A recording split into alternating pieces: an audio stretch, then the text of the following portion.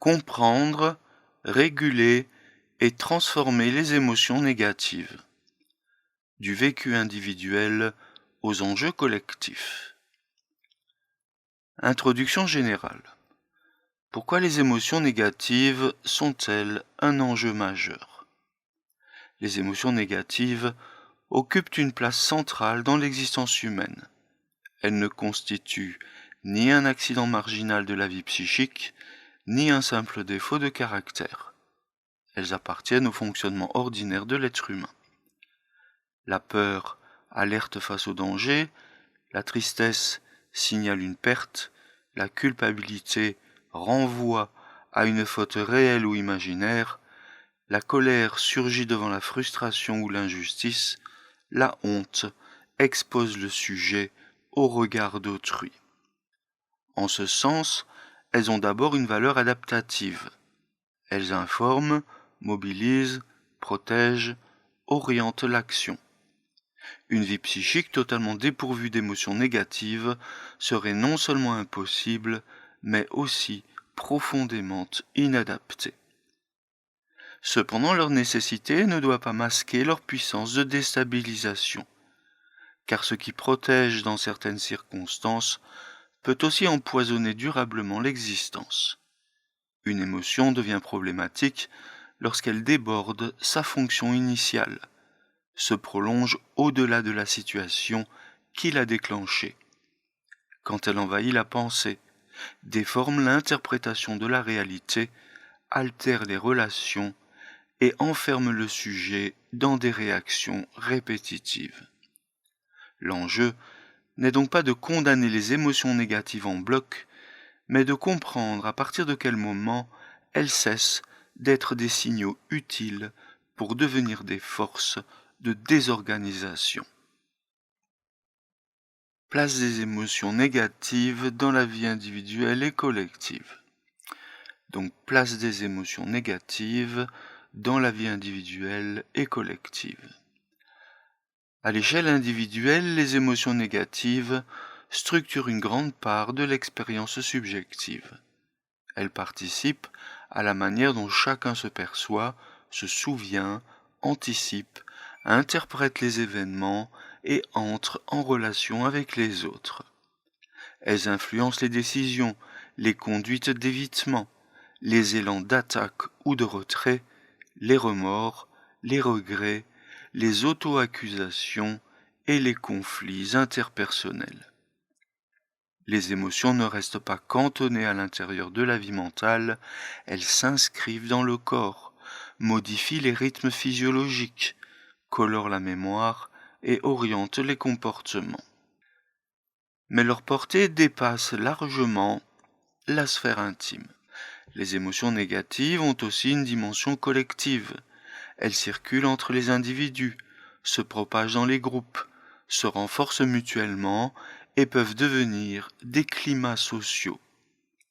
L'angoisse, le ressentiment, la haine ou la résignation ne sont pas seulement des vécus privés, ce sont aussi des forces historiques et culturelles. Elles façonnent l'opinion, nourrissent les replis identitaires, durcissent les oppositions, favorisent les manipulations idéologiques et contribuent à la polarisation sociale. Lorsqu'une société entière devient plus anxieuse, plus humiliée, plus méfiante ou plus rancunière, ce ne sont pas seulement les individus qui souffrent, c'est le lien social lui-même qui se fragilise. Cette double inscription, intime et collective, explique pourquoi les émotions négatives constituent un enjeu majeur.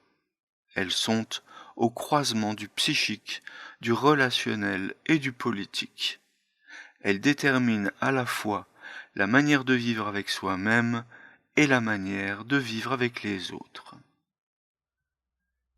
Différence entre émotions normales, émotions toxiques et troubles émotionnels. Pour penser rigoureusement cette question, il faut distinguer 3 niveaux. Les émotions normales appartiennent à la vie ordinaire. Elles sont congruentes avec une situation, ont une intensité limitée, une durée relative, et gardent une fonction de signal. La peur devant une menace réelle, la tristesse après une séparation, la colère face à une injustice, le regret après une erreur. Toutes ces émotions sont des réactions compréhensibles. Elles peuvent être pénibles, parfois douloureuses, sans être pathologiques. Elles témoignent d'une sensibilité vivante à ce qui arrive. Les émotions toxiques correspondent à un second niveau. Elles ne sont pas nécessairement des maladies au sens clinique, mais elles deviennent délétères par leur excès, leur répétition, leur rigidité ou leur diffusion. Elles envahissent l'espace mental, contaminent plusieurs domaines de la vie, réduisent la liberté intérieure, conduisent à des interprétations de plus en plus fermées et à des comportements qui entretiennent la souffrance. Une peur qui ne protège plus mais paralyse, une culpabilité qui ne répare rien mais détruit l'estime de soi, une colère qui ne défend plus mais consume, un ressentiment qui fige le sujet dans la plainte ou la vengeance, relève de cette logique. Le terme de toxicité renvoie ici à un effet corrosif sur le sujet et sur ses liens. Les troubles émotionnels enfin désignent un troisième niveau, plus nettement clinique. Il ne s'agit plus seulement d'émotions intenses ou envahissantes, mais d'organisations psychopathologiques où les dysrégulations émotionnelles deviennent centrales, durables et invalidantes. Les phobies, certains états anxieux, le stress post-traumatique, certains épisodes dépressifs ou des fonctionnements de personnalité marqués par l'instabilité émotionnelle peuvent être compris dans cette perspective. Ici, l'émotion ne joue plus seulement un rôle excessif. Elle devient un principe structurant de la souffrance psychique.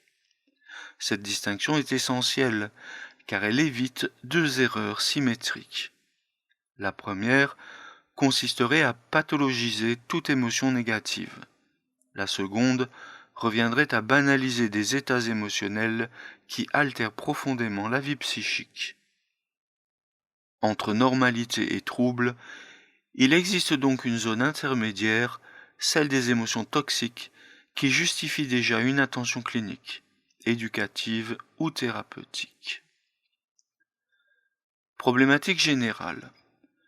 Comprendre, réguler, transformer. À partir de là, la question centrale n'est pas comment supprimer les émotions négatives. Une telle ambition serait irréaliste et même indésirable. La véritable question est triple.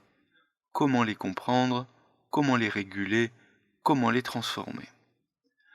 Comprendre, d'abord, signifie reconnaître que l'émotion n'est jamais un pur chaos.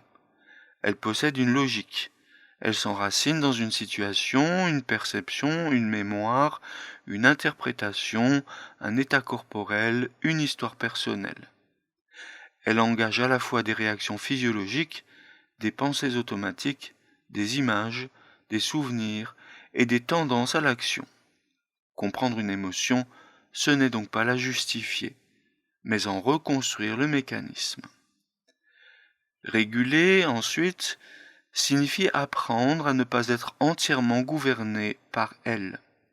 Réguler n'est ni refouler, ni nier. C'est pouvoir contenir, moduler, différer, mettre en forme, faire place à une réponse plus ajustée. Cette régulation suppose à la fois un travail sur le corps, sur les cognitions, sur les comportements et sur l'environnement relationnel. Elles engagent une discipline psychique, mais aussi des méthodes concrètes. Transformer enfin va plus loin. Il ne s'agit plus seulement de réduire l'intensité d'une émotion douloureuse, mais de convertir ce qu'elle contient en ressources psychiques. La peur peut devenir vigilance, sans basculer dans la panique. La culpabilité peut devenir responsabilité, plutôt qu'autodestruction. La tristesse peut devenir travail de perte, plutôt qu'effondrement. La colère peut devenir affirmation de soi, plutôt qu'explosion. Enfin, la transformation émotionnelle désigne ainsi le passage d'un affect subi à une expérience élaborée. L'enjeu majeur des émotions négatives tient donc à ceci. Elles sont inévitables, structurantes et potentiellement utiles, mais elles peuvent aussi devenir désorganisatrices, pathogènes et collectivement dangereuses. D'où la nécessité d'une approche qui ne se contente ni de les condamner moralement, ni de les décrire abstraitement, mais qui cherche à articuler savoir, clinique et pratique. Comprendre, réguler, transformer, telle est la ligne directrice qui permet de penser les émotions négatives non comme une fatalité, mais comme un champ de travail psychique. Définir l'émotion. Nature, fonction et composante. Définir l'émotion est plus difficile qu'il n'y paraît, parce qu'il s'agit d'une réalité à la fois immédiate, familière et complexe. Tout le monde sait ce que signifie avoir peur, être en colère, éprouver de la honte ou de la joie. Mais dès qu'il faut donner une définition rigoureuse, les choses se compliquent. L'émotion n'est pas seulement une sensation intérieure, ni seulement une réaction du corps, ni seulement une pensée sur ce qui arrive. Elle est un phénomène global qui engage simultanément le corps, l'esprit et l'action. On peut donc définir l'émotion comme une réponse brève, intense et significative de l'organisme à un événement perçu comme important, qu'il soit externe ou interne. Externe lorsqu'il s'agit d'une situation, d'un visage, d'une parole, d'une menace ou d'une perte. Interne lorsqu'elle est déclenchée par un souvenir, une image mentale, une anticipation, une pensée ou une représentation de soi. L'émotion n'est donc pas un simple état passif, c'est une réaction orientée qui prépare le sujet à répondre à ce qui lui arrive. La nature de l'émotion. L'émotion a d'abord un caractère de rupture. Elle interrompt le cours ordinaire de l'expérience. Quelque chose survient et ce surgissement modifie instantanément l'état du sujet. Le corps se tend ou se relâche, l'attention se focalise, la pensée se colore, le comportement s'oriente. L'émotion est ainsi une forme de mobilisation rapide de l'ensemble de la personne. Elle possède aussi un caractère subjectif. Une même situation peut susciter des réactions très différentes selon les individus. Ce qui est vécu comme une menace par l'un peut être vécu comme un défi par l'autre. Ce qui déclenche la honte chez l'un peut laisser l'autre indifférent. Cela montre que l'émotion ne dépend pas seulement de l'événement, mais de la manière dont cet événement est perçu, interprété et relié à l'histoire du sujet. Enfin, l'émotion a un caractère relationnel. Même lorsqu'elle semble intime, elle s'inscrit dans un mode de signification partagé. La honte suppose souvent le regard d'autrui, la culpabilité renvoie à une norme, la colère surgit dans un rapport à un obstacle, la tristesse prend sens dans un lien perdu. L'émotion n'est donc jamais purement biologique ni purement privée. Elle articule le vivant, le psychique et le social. Les fonctions de l'émotion. Les émotions ont d'abord une fonction adaptative. Elles ne sont pas des défauts à corriger, mais des mécanismes de régulation de la relation entre l'individu et son environnement. La peur prépare à faire face au danger. Le dégoût protège de ce qui menace l'intégrité corporelle ou morale. La colère mobilise contre une frustration, une intrusion ou une injustice. La tristesse accompagne l'expérience de la perte et peut favoriser le retrait, le ralentissement et le travail d'élaboration. Même les émotions pénibles ont donc à l'origine une logique de protection ou d'ajustement. Les émotions ont aussi une fonction de signal. Elles informent le sujet sur ce qui compte pour lui. Elles révèlent ses attachements, ses vulnérabilités, ses attentes, ses valeurs, ses besoins. Avoir peur indique qu'un danger est perçu. Être blessé révèle qu'un lien ou une image de soi a été atteint. Ressentir de la culpabilité signale qu'un conflit moral ou relationnel est actif. En ce sens, les émotions sont des formes de connaissance incarnées. Elles disent quelque chose de la relation entre le monde et le sujet. Elles ont encore une fonction de communication. L'émotion se lit dans le visage, la voix, la posture, les gestes, le rythme de la parole. Elle permet de transmettre aux autres un état interne sans forcément passer par une formulation explicite. Un visage triste appelle souvent le réconfort, un visage effrayé alerte, un ton colérique intimide ou mobilise. Les émotions ne servent donc pas seulement à sentir, elles servent aussi à entrer en relation.